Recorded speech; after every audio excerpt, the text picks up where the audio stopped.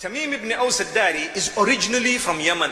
There was a flood that occurred in his area which made everyone run, which means they went out of that area of Yemen and they ended up in what we know today as Palestine. Subhanallah. So this man was in Jerusalem, and it is reported that he settled in Bethlehem and he became a very big priest, because some of the people became Christians, some remained on that idol worship, and some became Jews, and some did other things. He was from amongst those who was impressed by Christianity, so he became a Christian and he became a priest and he became a monk, and he used to teach the people in the monastery, and he did so much. And he says, I used to teach people about Christianity. I used to try and search for the original teachings of the Bible, the Old Testament, the Torah and the Injil.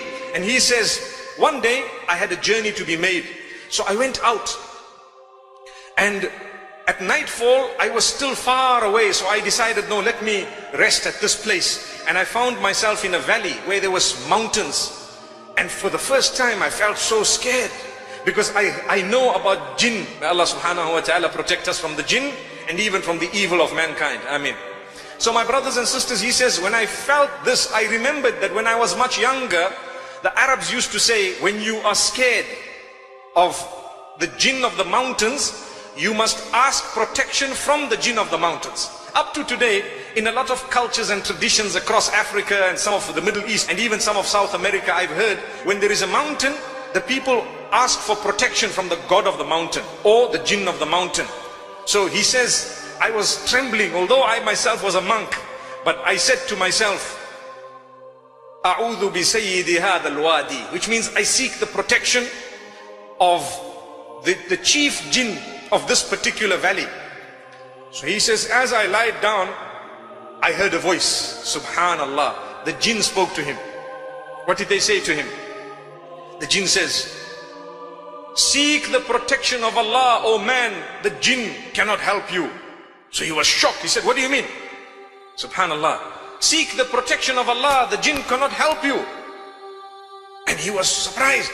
The Jinn says, there is a messenger from amongst the unlettered who has come out in Mecca, and he has brought a book, the completion of the Old and New Testaments. It is the final testament. He has come out, we have heard it, and we have accepted the message. The man was shocked.